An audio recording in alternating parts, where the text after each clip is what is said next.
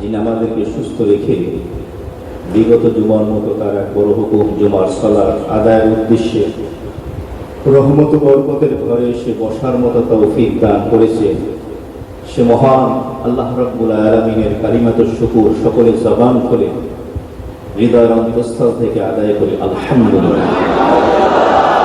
অগণিত অসংখ্য দুরূদ ও সালাম পেশ করছি বিশ্ব মানবতার মহান শিক্ষক আকায়ে তাজদারে মদিনা মুহাম্মদ মাদানী আহমদ আরাবী সরওয়ার আলম মুহাম্মদুর রাসূলুল্লাহ সাল্লাল্লাহু আলাইহি ওয়াসাল্লাম। মুহতারাম হাজিরিন, আজকের জুমার আলোচনার বিষয়বস্তু হলো বিশ্বনবীর সিরাত, তার আদর্শ। কোরআনে কারীমের সূরা তাওবার সর্বশেষ পৃষ্ঠার যে আয়াতে কারিমা আমি তেলাওয়াত করেছি, এই আয়াতে কারিমার সবথেকে মশহুর কিরাত হলো লাকাদ জাআকুম রাসূলুম মিন আনফুসিকুম। এখানে আরো একটি কিরাত আছে আনফাসিকুম বিফাথি ফা, ফায়ের উপরে জবর দিয়ে পড়া যায়। হাদিস শরীফের মধ্যে এসেছে, আনাস রাদিয়াল্লাহু তাআলা আনহু বর্ণনা করেন বিশ্বনবী একদিন তেলাওয়াত করবেন লাকাদ জাআকুম রাসূলুম মিন আনফুসিকুম, জবর দিয়ে পড়লেন।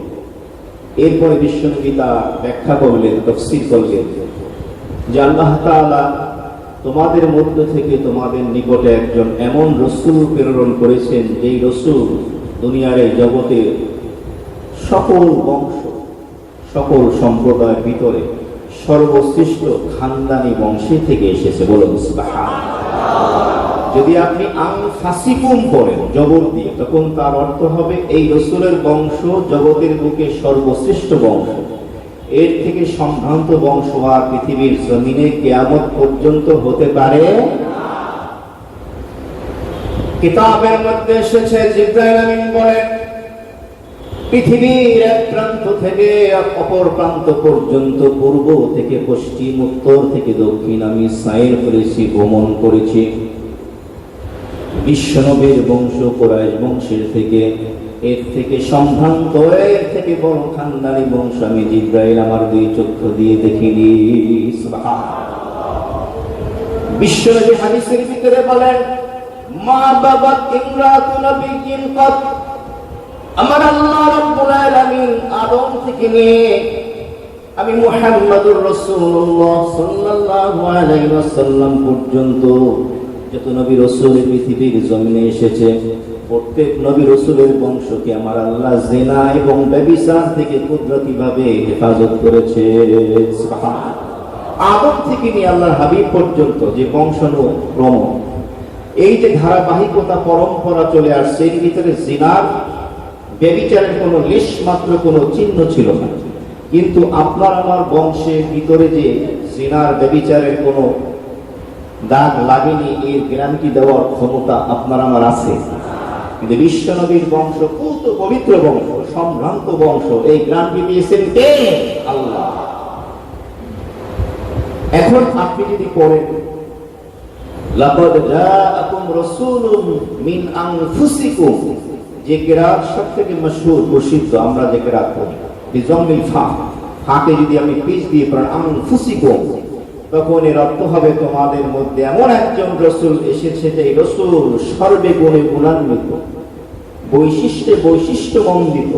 আল্লাহ পাক তাকে সমস্ত মাখলুক সৃষ্টিজীব থেকে সব থেকে বেশি জামাল, হাসান, হুসন, সৌন্দর্য দিয়ে পাঠিয়েছেন। সুবহানাল্লাহ। সবথেকে বেশি সুন্দর। কিতাবের মধ্যে বিশ্বনবীর সিরাত যারা লেখেন, সিরাতে ইবনে হিশাম খুলে আপনি দেখুন, সিরাতে মুস্তাফা আপনি দেখুন, সিরাত বিশ্বকোষ আপনি খুলে যদি দেখেন, যারা ঐতিহাসিক রয়েছেন বিশ্বনবীর সিরাত যারা লিখেছেন, বিশ্বনবীর আবির্ভাবের পূর্বে তার পিতা আব্দুল্লাহ এখন পর্যন্ত বিবাহ করেনি।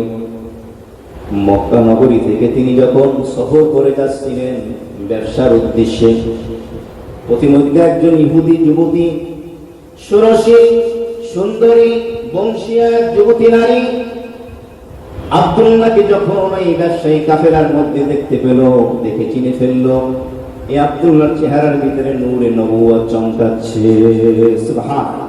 কারণ ওই নারী তার ধর্মীয় গ্রন্থ তাওরাত স্টাডি করেছিল, গবেষণা করেছিল, এবং তার মধ্যে সে কিছু আলামত নিদর্শনাবলী পেয়েছিল যে বিশ্বনবীর আবির্ভাবের পূর্বে নূরে নবুয়তের চমক জ্যোতি এইটাই যার কপালে পাওয়া যাবে, তার সাথে যার বিবাহ হবে, ওই নারীর গর্ভে বিশ্বনবী পৃথিবীতে আসবে, সুবহানাল্লাহ। তো আব্দুল্লাহর ললাটে কপালে যখন দেখতে পেল নূরে নবুয়তের চমক ঝলক, দেখার পরে ওই নারী আব্দুল্লাহকে থামিয়ে দিল, বিবাহের অফার দিল। কিন্তু আব্দুল্লাহ সম্ভ্রান্ত পরিবার, বংশীয় যুবক ছিল, এটাকে সে প্রত্যাখ্যান করলো না, আমি এটা করতে পারি না। কোনো বর্ণনা এসেছে তাকে মন্দ কাজে অফার দিয়েছিল, যাতে করে কোন রকম আব্দুল্লাহ ললাটের কপালের নূরে নবুয়ত আমার গর্বে এসে আমি সর্বশ্রেষ্ঠ পয়গম্বরকে আমার উদরে ধারণ করতে পারি, কিন্তু রাজি হবে। এরপর আব্দুল্লাহ চলে গেল, সফর শেষ। পর্যায়ক্রমে এক পর্যায়ে আব্দুল্লাহ বিবাহ হলো আমিনার সাথে। উভয় যখন দেখা সাক্ষাৎ হয়ে গেল, ওই নূরে নবুয়ত আব্দুল্লাহ ললাট থেকে মুনতাকিল হয়ে আমিনার গর্ভে চলে গেল, সুবহানাল্লাহ। আব্দুল্লাহ যখন রিটার্ন ফিরে আসতেছিল, ইহুদি নারী এবার আব্দুল্লাহকে দেখে আর কাছে আগায় না। জিজ্ঞাসা করা হলো কেন? সে বলল, যেই নূরে নবুয়ত এই যুবকের কপালে আমি দেখেছিলাম, সেই নূরে নবুয়ত এখন আর বিদ্যমান নেই। কোথায় চলে গেছে? আমিনার গর্ভে। তিনি কে? মুহাম্মদুর রাসূলুল্লাহ সাল্লাল্লাহু আলাইহি ওয়াসাল্লাম। এমন এক পুত পবিত্র বংশ, সম্ভ্রান্ত খানদান, এমন এক সৌন্দর্য দিয়ে আল্লাহ তাআলা তাকে পাঠিয়েছেন। এই পৃথিবীতে আর এমন কোন মহামানব পয়দা হতে পারে না, সৃষ্টি হবে না, আমার আল্লাহ সৃষ্টি করবে না, বলুন সুবহানাল্লাহ। মায়েশা বিশ্বনবীর সৌন্দর্য বর্ণনা করতে গিয়ে কবিতা আবৃত্তি করতেন। লানা শামসুন ওয়া লিল আফাক শামসি ওয়া শামসি আবজারু শামসিস সামাই ওয়া ইন্নাশ শামসা তাতলাউ বাদাল ফাজরি ওয়া শামসি তাতলাউ বাদাল ইশাই। উম্মুল মুমিনিন আয়েশা সিদ্দিকা রাদিয়াল্লাহু তাআলা আনহা বিশ্বনবীর জীবন সঙ্গিনী।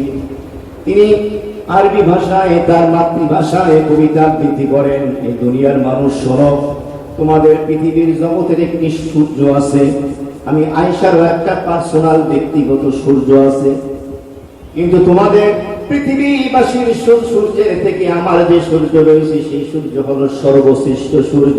তিনি কে? মুহাম্মদুর রাসূলুল্লাহ সাল্লাল্লাহু আলাইহি ওয়াসাল্লাম। কেন? ফাইন্নাশ শামসা তাতলু বাদাল ফাজরি, কারণ দুনিয়ার সূর্য উদিত হয় ফজরের পরে, সুবহে সাদিকের পরে। ওয়া শামসি তাতলাউ বাদাল ইশাই।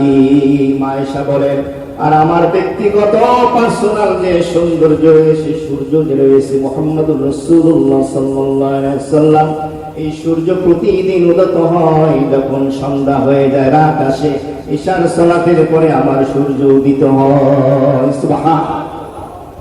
বিশ্বনবী মহব্বত এবং ভালোবাসা সাহাবায়ে কেরামের মাঝে কি পরিমাণ ছিল, কতটা তারা ভালোবাসত। উহুদের যুদ্ধে বিশ্বনবীকে যখন বেঈমানরা, কাফের মুশরিকরা চতুর্দিক থেকে ঘিরে ধরল, সুযোগ পেয়ে গেছি, এবার মুহাম্মদকে ছাড়া যাবে না। চতুর্দিক থেকে তীর বল্লম নিজা নিক্ষেপ হচ্ছে। বিশ্বনবীর এক সাহাবী হযরত তালহা রাদিয়াল্লাহু তাআলা বিশ্বনবীর সামনে ঢাল হয়ে দাঁড়িয়ে গেলেন। একটা নয়, দুইটা নয়, ঐতিহাসিকগণ লেখেন যে ৮০টা তীর এবং বল্লমের আঘাত তালহার দেহের ভিতরে পাওয়া গিয়েছে, সুবহানাল্লাহ। শহীদ হয়ে গিয়েছে। একটা আঘাত বিশ্বনবীর গায়ে লাগতে দেয়। এখন হয়তো বিশ্বনবী পৃথিবীর জমিনে নেই, মদিনাতুল মুনাওয়ারায় রওজায়ে আতহারে শুয়ে আছেন, কিন্তু কিয়ামত পর্যন্ত বেঈমান কাফের মুশরিক যারা আছে, তারা বিশ্বনবীর উপরে এভাবে তীর বাক্য, কথার তীর, কথার আঘাত, কটূক্তি, ব্যঙ্গাত্মক ছবি, কার্টুন তারা এভাবে নিক্ষেপ করবে। আপনি আমি মুসলমান যদি ইমানদার হই, ওই তীরকে প্রতিহত করতে হবে। রাজি আছে মুসলমান? বিশ্বনবীর উপরে কোন রকমের কালো দাগ আসবে, মুসলমান কোনদিন এটা মেনে নিতে পারে না। মুসলমান দুইটা জায়গায় কোনো কম্প্রোমাইজ করবে না, একটা হলো আল্লাহ এবং তার রাসূল, আর একটা হলো তার দেশ মাতৃভূমি। রাজি আছো মুসলমান? এখানে কোন নেতা নেত্রী সরকার প্রশাসন কাউকে ভয় পাওয়া যাবে? রব না র‍্যাব? রব। ভয় করবো কাকে? আল্লাহ। আল্লাহর ভয় অন্তরে থাকবে। মরতে একদিন হবে, শিয়াল কুকুরের মতো নয়, আমরা সিংহের মতো মরতে চাই, শাহাদাতের পেয়ালা পান করতে চাই। আল্লাহ তুমি কবুল করো, বলো না আমিন। বিশ্বনবীর মহব্বত অন্তরে রাখতে হবে। আল্লাহ নবীকে আল্লাহ অপমান করবে, আল্লাহ এবং তার রাসূল শুধু উলামায়ে কেরামের নাকি? শুধু যারা নামাজ পড়ি তাদের, যারা শুধু দাড়ি রাখি, শুধু সুন্নতি লিবাস দ্বারা করি? না না না, আল্লাহ রাসূল সমস্ত মুসলমানদের, চাই তুমি আওয়ামী লীগ করো, বিএনপি করো, জাতীয় পার্টি করো, সরমনাই করো, হেফাজত করো, যে কোনো দলের হও, তুমি যদি মুসলমান হও, ঈমান যদি থাকে, আল্লাহ এবং তার রাসূলকে মহব্বত করতে হবে। কথা ঠিক কিনা বলে? এটা তোমার ঈমানের দাবি। কবরে তোমাকেও যেতে হবে, আমাকেও যেতে হবে। তো বিশ্ব নবীকে কষ্ট দিলে, আল্লাহকে কষ্ট দিলে, এই যে কটূক্তিগুলো করলে যদি আমার কষ্ট লাগে, তোমার কোনো লাগে না, বুঝতে হবে তোমার ঈমানের ভিতরে ভেজাল আছে। কথা ঠিক কিনা? ঈমান ঠিক করো। কবরে যেতে হবে, চাকরির ভয় পেও না, তার রক্তচক্ষু ভয় করো না, আল্লাহকে ভয় করো। রিজিকের ফয়সালা করবেন কে? আসমান এবং জমিনের মালিক কে? ইনি ইজ্জতের মুকুট তোমার মাথায় পরিয়ে দেবে। দুনিয়ায় ফুলের মালা দরকার নেই, পৃথিবীতে ফুলের মালা দিলে কবরে যাওয়ার পরে জুতার মালা যদি পরানো হয়, এই বেইজ্জতি আমার দরকার নেই। পৃথিবীর জমিনের মানুষ যতই তোমার কটূক্তি করো, অপমানিত করো, লাঞ্ছিত করো, যাই কিছু করো, সমাজে তোমার কোনো মান সম্মান যদিও না থাকে, যাওয়ার পরে একটা চেয়ার যদি তোমাকে না দেওয়া হয়, কিন্তু যদি তোমার মওতের পরে, মৃত্যুর পরে কবরে শোয়ানোর পরে, বিশ্ব নবীর হাদিসের ভাষ্য অনুযায়ী, আল কবরু রাউদাতুম মিন রিয়াদিল জান্নাহ, ওই কবরটা যদি জান্নাতের বাগান হয়ে যায়, ও মুসলমান, নারী হও, পুরুষ হও, ধনী হও, গরিব হও, ফকির হও, মিসকিন হও, রাজা বাদশা ফকির যা কিছু হও, কিছু আসে যায় না। দুনিয়ার ডিগ্রি তোমার থাকুক বা না থাকুক, বাহ্যিক চামড়া সুন্দর হোক অসুন্দর হোক, এতে কিছু আসে যায় না।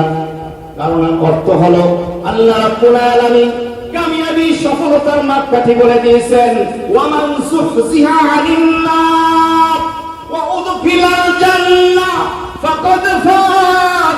কোন ব্যক্তি মারা গেল, মারা যাওয়ার পরে তার ঈমান যদি এমন খাঁটি হয়, নির্ভেজাল যদি হয়, জাহান্নাম থেকে আল্লাহ যদি দয়া করে মায়া করে নাজাত দেন, ওয়া উদখিলাল জান্নাহ, জান্নাতে যাওয়ার তৌফিক দেন, সুযোগ দেন, ফাকাদ ফাজ। আমার আল্লাহ ঘোষণা দিলেন, গ্যারান্টি দিয়ে দেন, আমার আল্লাহ বললেন তুই কামিয়াব। সুবহানাল্লাহ। আমার সেই পরকালের কামিয়াবি দরকার, আল্লাহ তুমি কবুল করো, আমিন। বিশ্ব নবীর এক সাহাবী যায়েদ ইবনে দাসানা রাদিয়াল্লাহু তাআলা সফরে যাচ্ছিলেন, পথিমধ্যে বেঈমান দল থেকে পাকড়াও করল, বিক্রি করে দিল মক্কার কুরাইশ সম্প্রদায় কাফের মুশরিকদের কাছে। চড়া মূল্যে তারা তাকে ক্রয় করে নিল। কেন? এর কারণ হলো, বদরের ময়দানে অনেক বড় বড় কাফের মুশরিককে জাহান্নামের ঘাটে পৌঁছে দিয়েছিল বিশ্ব নবীর এই সৈনিক, এই মুজাহিদ যায়েদ ইবনে দাসানা রাদিয়াল্লাহু তাআলা। চড়া মূল্যে কিনে মক্কায় নিয়ে গেল। মক্কার কাফের মুশরিকরা ধুমধাম করে তাকে হত্যা করবে প্রস্তুতি নিচ্ছে, কারণ সে আমাদের বড় বড় নেতাদেরকে মেরেছে। নিয়ে যাওয়ার পরে তাকে শুলিতে চড়ানো হলো। মক্কার বড় বড় কাফের মুশরিক যারা ছিল তাকে বলল, যায়েদ, টের পাইতেছো, বুঝতেছো কিছুক্ষণ পরে কি হবে? কি হবে? তোমাকে দুনিয়া থেকে বিদায় করে দেওয়া হবে। প্রতিশোধ নেব আমরা, বিদায় দেব তোমাকে। তবে একটা অফার তোমাকে দিচ্ছি, একটা সুযোগ দিচ্ছি, যদি তুমি গ্রহণ করো তাহলে আমরা তোমাকে ছেড়ে দেব। কি অফার?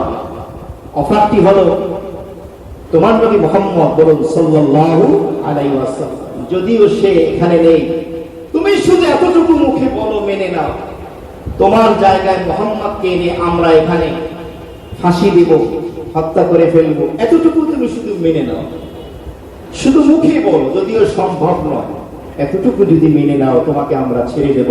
এই সহজ অফার দিলাম।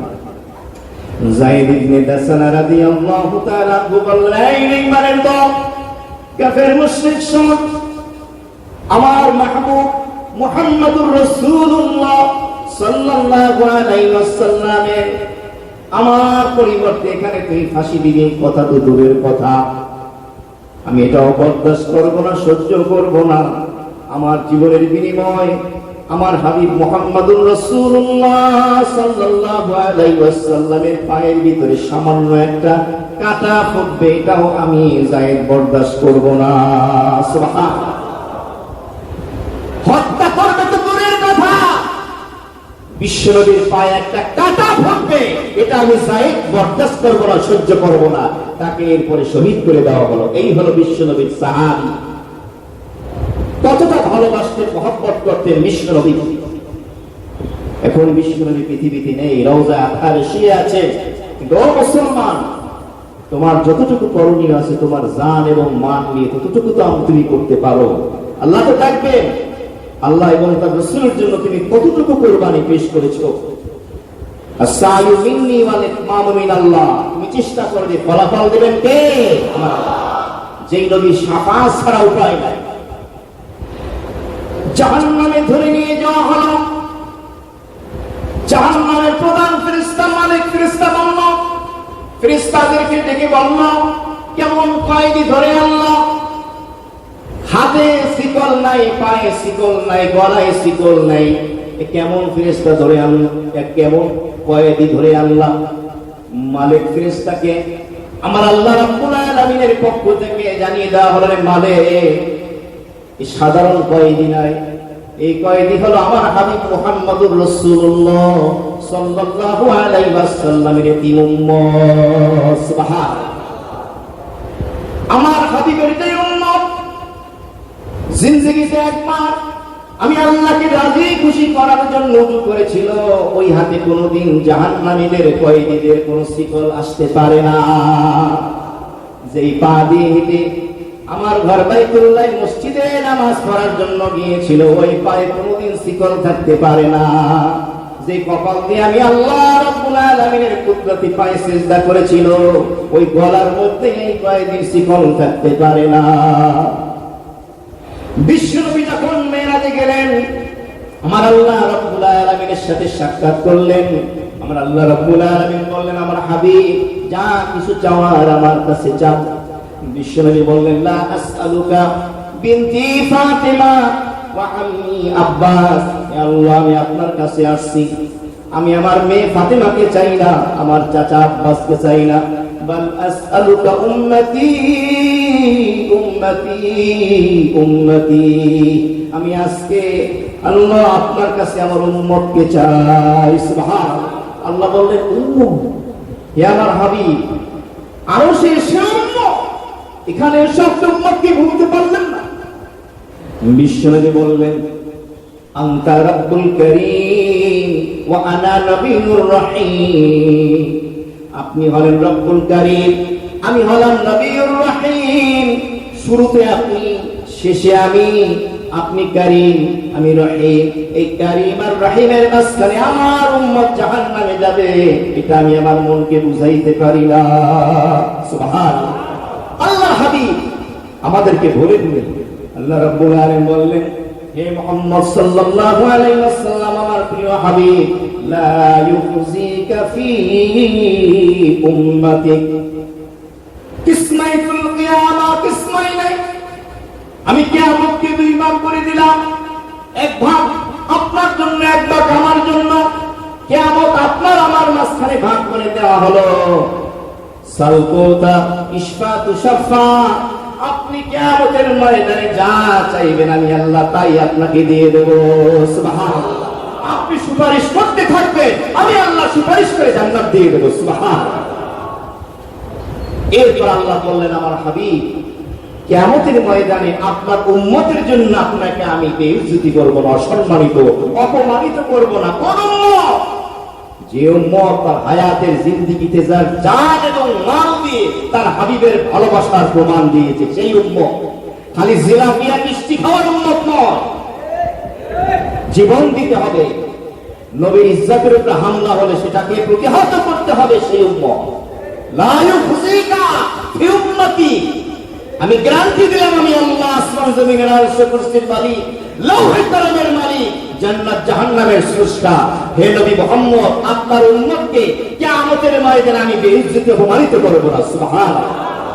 যেই নবী বলেন না মেরাজে গিয়ে আরশে আজিমে গিয়ে আপনাকে আমাকে বলেন নাই, সেই নবীর ভালোবাসা প্রমাণ দেওয়ার প্রয়োজন আছে কি নাই? নাকি খালি খানকায় বসে থাকলেই হবে, মসজিদের কোনায় বসে খালি তাসবিহ জপলেই হবে, খালি কিতাবের তালিম করলেই হবে? ও মুসলমান, যুগে যুগে প্রমাণ দিয়েছে, ইতিহাস ঘাটো এবং দেখো তুমি কোন নেশায় পড়ে আসো, তোমাকে কোন সবক দিয়ে ঘুম পাড়িয়ে রাখা হয়েছে। দেহের ভিতরে সাধারণ রোগ হলে ডাক্তার সাধারণ চিকিৎসা করে, বাস সুস্থ হয়ে যায়, মেডিসিন দেয়, সুস্থ হয়ে যায়। কিন্তু দেহের ভিতরে যদি পচন ধরে, ওই পচন মেডিসিনে ঠিক হয় না, সাধারণ চিকিৎসায় ঠিক হয় না। তাকে অপারেশন থিয়েটারে নিতে হয়, সেখানে গিয়ে অঙ্গটাকে কেটে বিচ্ছিন্ন করে দিতে হয়। সমাজ যখন এভাবে আক্রান্ত হয়ে যায়, পচন ধরে, ওই অংশটা অপারেশন করে কেটে ফেলে দিতে হয়। আল্লাহ তাআলা দিমাগ দিয়েছেন, বুঝতে হবে কেমন নবী। আরবি বর্ণমালা আলিফ থেকে ইয়া পর্যন্ত কতগুলো হরফ বলেন? 29টি আলিফ। আমার নবীর গুণাবলী শুনুন। আলিফ মানে আহমদ, আহমদ মানে সব থেকে যিনি প্রশংসিত।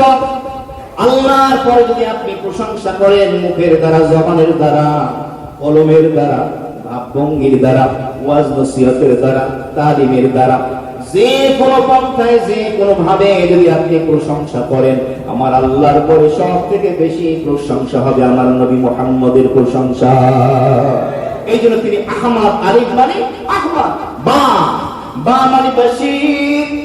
আমার আল্লাহ তাআলা হাবিবের এক নাম রেখেছেন বশীর।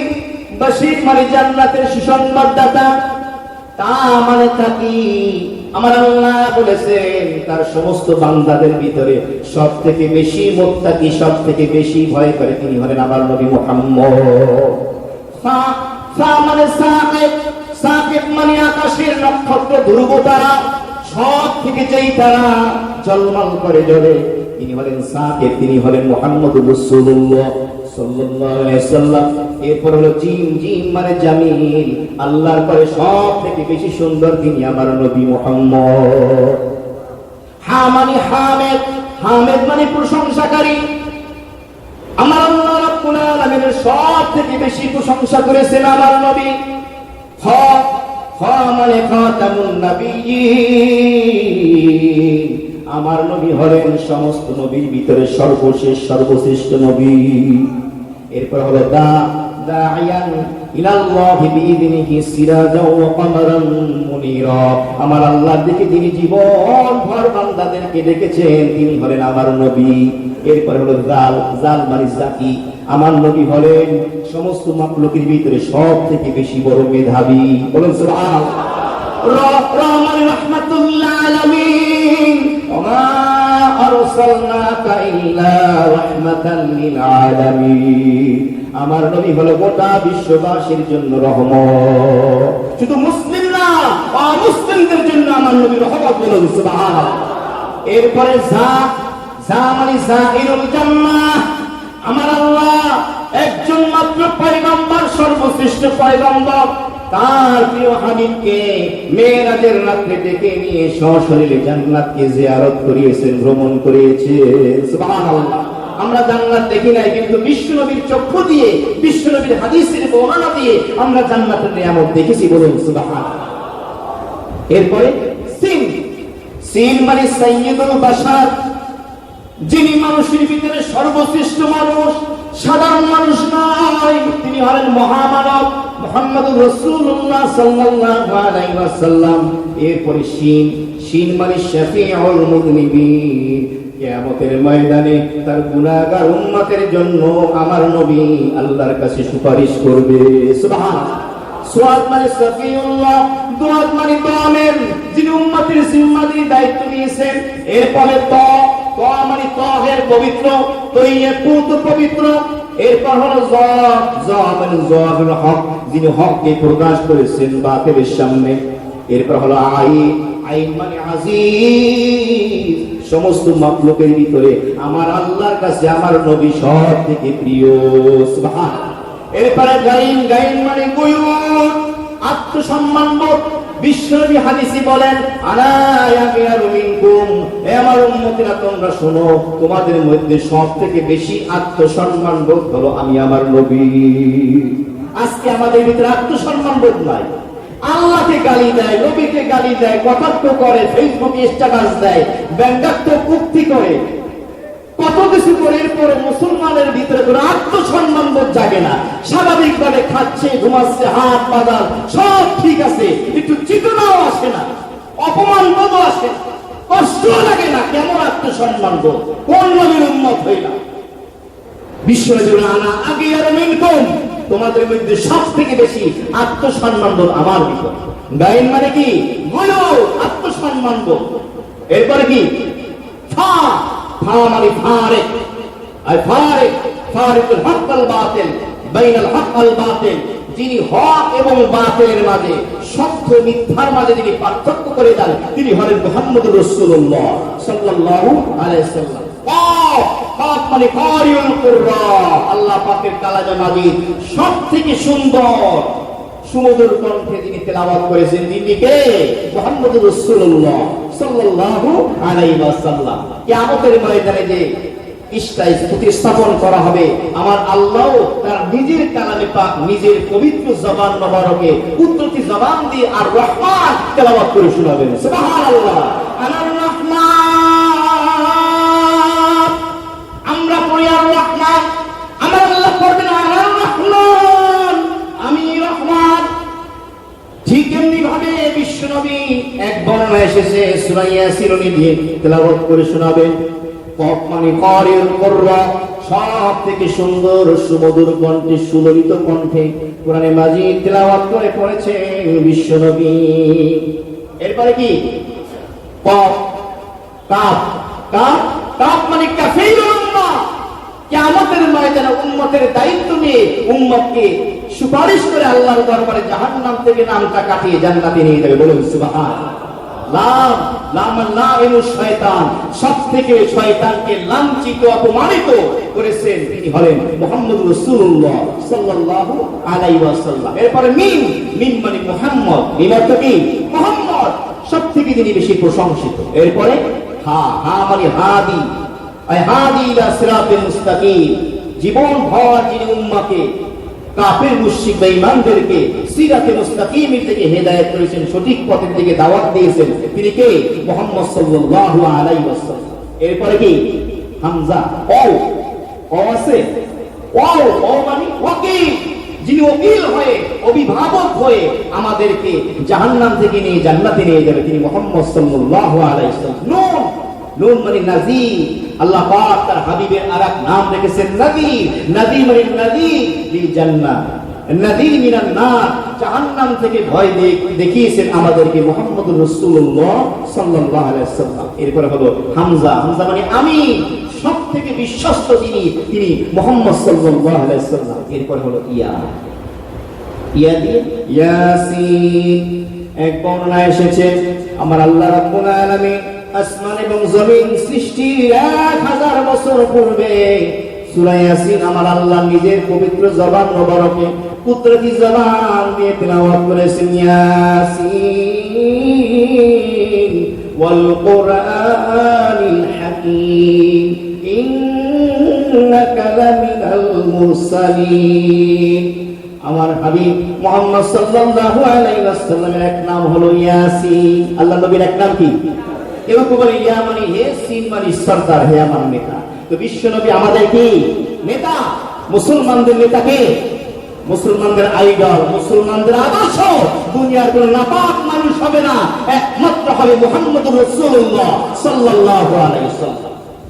আমার আল্লাহ আসমান জমিন 1000 বছর সৃষ্টির পূর্বে আসমান জমিনকে তখন অস্তিত্ব দেননি। সৃষ্টি করার 1000 বছর পূর্বে সূরা ইয়াসিন নিজের জবান মোবারকে তেলাওয়াত করে বললেন, ইয়াসিন, হে ইয়াসিন, মানে নবীকে বলতেছেন, ওয়াল কুরআনিল হাকীম, এই কোরআনে হাকিমের কসম, শপথ। আমরা কোন কাজের কসম করি, শপথ উঠাই, কাজের গুরুত্ব থাকার কারণে না, না কারণে? থাকার কারণে কসম করি না। আল্লাহর কসম ভাই কাজটা করি না, আল্লাহর শপথ আমি মিথ্যা বলি না, করি কিনা? আল্লাহ পাকের কোন কথার গুরুত্ব বুঝাতে কসমের দরকার আছে? আল্লাহ তো দরকার হয়। এরপর আল্লাহ কসম উঠাইছেন, আল কোরআন হাকিম, কোরআনে হাকিমের, কোরআনে মাজিদের কসম। নবীকে সম্বোধন করে বলতেছেন ইন্নাকা, যারা বোঝেন আরবি গ্রামার, ইন্নাকা আসে সামনে যে বসা থাকে, উপস্থিত, অনুপস্থিত না, কে উপস্থিত। কেমন জানি নবীকে সামনে বসিয়ে আল্লাহ বলতেছেন কোরআনে হাকিমের কসমকে, ইন্নাকা লামিনাল মুরসালিন, আমি আল্লাহ বলতেছি আপনি আমার সত্য রাসূল। সুবহানাল্লাহ। আলিফ থেকে ইয়া পর্যন্ত প্রত্যেকটা অক্ষরের ভিতরে আমার আল্লাহ তার প্রিয় হাবিবের সৌন্দর্য, গুণাবলী, বৈশিষ্ট্য লুকায়িত রেখেছেন। বলুন সুবহানাল্লাহ। মুহাম্মদুর রাসূলুল্লাহ সাল্লাল্লাহু আলাইহি ওয়াসাল্লাম কেমন নবী! বিশ্ব নবী যখন হালিমাতুস সাদিয়া রাদিয়াল্লাহু তাআলা আনহা দুধ পান করার জন্য তার কাছে পাঠানো হলো, মা হালিমা বলেন সিরাতের কিতাবে এসেছে, আমি শিশু মুহাম্মদকে কোলে নিলাম, আমার ডান স্তনটা তার মুখে দিলাম, শিশু নবী মুহাম্মদ দুধ পান করলো। এর কিছুক্ষণ পরে আমি আমার বাম স্তন দিলাম, কিন্তু মুহাম্মদ মুখ লাগায় না। আমি আবার দেই, লাগায় না। তৃতীয়বার যখন দেই, দুইটা চক্ষু দিয়ে আমার দিকে তাকিয়ে কেমন জানি ইশারায় বলতেছে, মা হালিমা কেন জোর করতেছেন? আমি তো জানি আপনার আরেকটি সন্তান আছে আব্দুল্লাহ, আমার দুধ ভাই আব্দুল্লাহ, আমি বাম দিকের দুধ যদি পান করি আমার ভাইয়ের হক নষ্ট করা হবে। আমি তো দুনিয়াতে ভাইয়ের হক মারতে আসি না, ভাইয়ের হক নষ্ট করতে আসি নাই, আমি আসছি ভাইয়ের হক ফিরিয়ে দিতে। বলো সুবহানাল্লাহ। আর আজকে সেই নবীর উম্মত হইয়া ভাই এবং বোনের হক মারার জম, কথা ঠিক কিনা বল? তুমি যদি তোমার স্ত্রীকে নিয়ে তোমার বাবার বাড়িতে থাকতে পারো, তোমার বোন যতদিন ইচ্ছা তার স্বামীকে নিয়ে তোমার বাবার বাড়িতে থাকতে পারে। এই মাসালাটা অনেকেরই পছন্দ হবে না, আমি জানি। কোরআন এবং হাদিসের কোন জায়গায় লেখা আছে আপনার মেয়েকে বিয়ে দিলে সে তার স্বামীর বাড়িতে চলে যেতে হবে? আমাকে দেখান করো, আছে কোথাও? ছেলে যেমন তার বাবার বাড়িতে থাকে, মেয়েও তার বাবার বাড়িতে থাকার অধিকার আছে। বাকি আপনি আপনার স্ত্রীকে নিয়ে ঘর জামাই থাকবেন কি থাকবেন না সেটা আপনার ব্যাপার, সেটা সামাজিক ব্যাপার, দুনিয়ার ব্যাপার। কিন্তু যদি আপনার স্ত্রী আপনাকে নিয়ে তার বাবার বাড়ি থাকার সামর্থ্য থাকে, যে আমার ভাইও যেহেতু থাকে আমিও থাকবো, থাকার অধিকার আছে কি না? কয় মাসের জন্য? কয় মাসের জন্য? সারা জীবন। কয় মাসের জন্য? সারা জীবন থাকতে পারবে। কারণ আপনার দেহের ভিতরে সেই ব্লাড, আপনার যে বাবার ব্লাড রয়েছে, রক্ত রয়েছে, আপনার বোনের ভিতরে আপনার বাবার ব্লাড, রক্ত আছে কি না? বরঞ্চ শরীয়তে বলা হয়েছে ছেলে যখন বালেগ হয়ে যায় তখন বাপের কোনো দায়িত্ব থাকে না, বিয়ে করবে নিজের খরচে, নিজের টাকায় ঘর ক্রয় করবে, ফ্ল্যাট ভাড়া করবে, তারপর থাকবে। মেয়ে বালেগ হয়ে যাওয়ার পরও বাপের উপরে দায়িত্ব থাকে কিনা? বিয়ে দেওয়ার পরে দায়িত্ব থাকে কিনা? আপনি পালন করেন, এটা আপনার কমতি, আপনার অজ্ঞতা, সামাজিক দুর্বলতা, ইসলাম এর জন্য দায়ী নয়। সুতরাং মেয়ে যদি চায় তাহলে পারে, কিন্তু আমরা সমাজে বলি ঘর জামাই। কি বলি? মেয়ে যদি তার স্বামীকে নিয়ে বাপের বাড়ি থাকলে ঘর জামাই হয়, তাহলে ছেলে তার বউকে নিয়ে ঘরে থাকলে হবে ঘর বউ। কি হবে? লাগছে মনে হয় অনেকেরই। এখান থেকে জায়গা মতো যাচ্ছি। ইউসিকুমুল্লাহ ফি আওলাদিকুম লিযযাকারি মিসলু হাযযিল উনসায়াইন।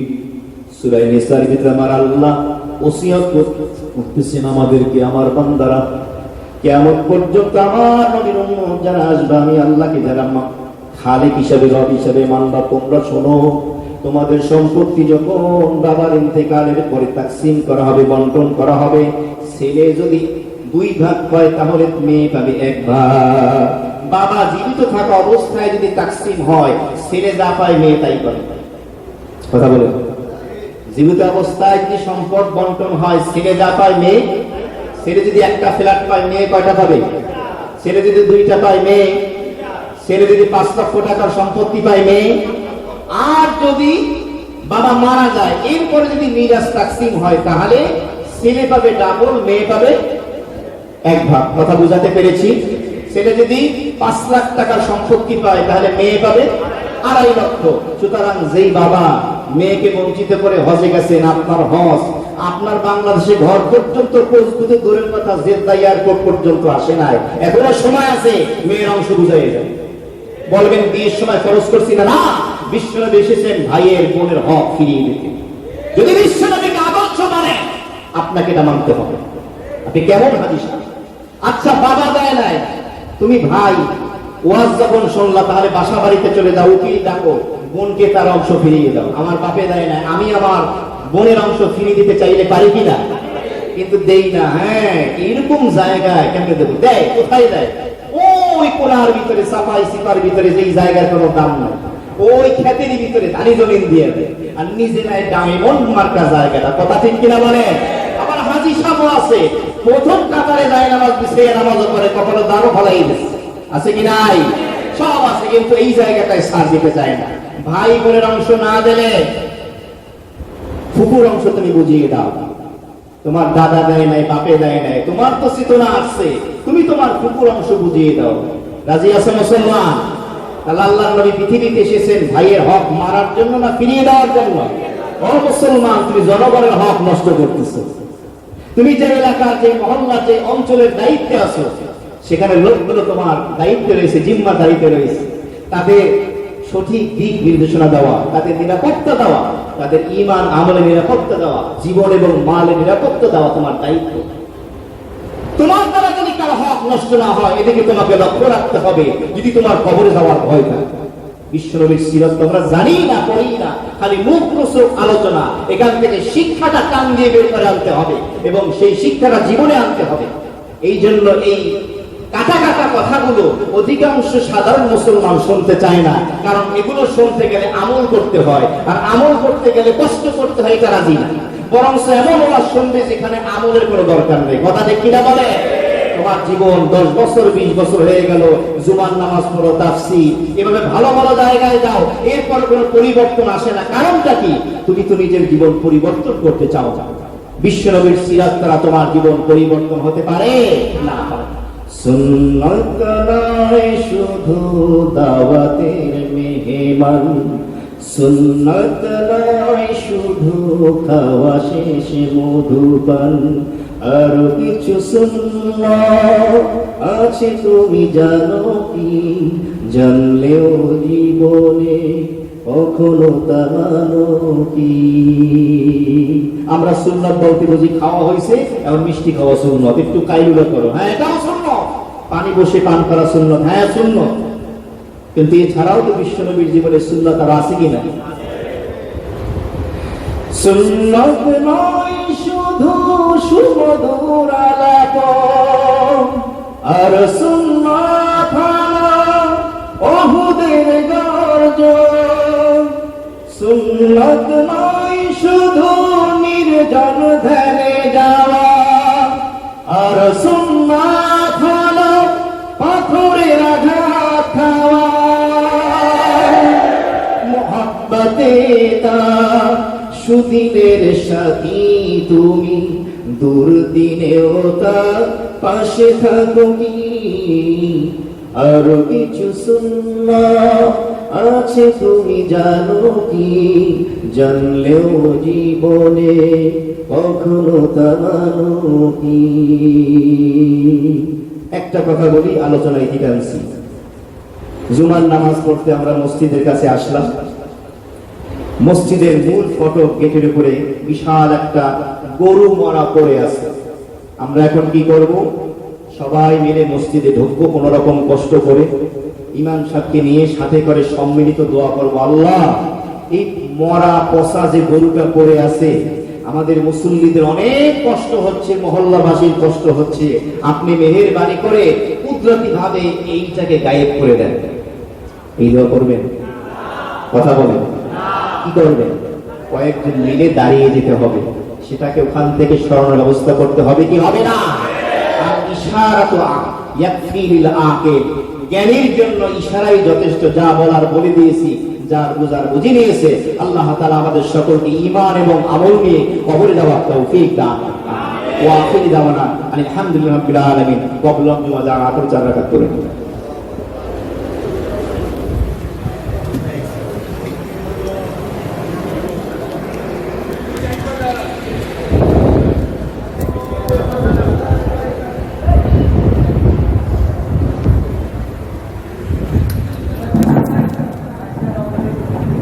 আলহামদুলিল্লাহ, আমরা একটু চেপে চেপে দাঁড়ানোর চেষ্টা করি, যেহেতু মুসল্লিদের সংখ্যা বেশি। অপর ভাইকে আমরা একটু সামনের কাতারে নেওয়ার চেষ্টা করি, একটু চেপে চেপে দাঁড়াই, অপর ভাইকে আমরা একটু জায়গা করে দিই।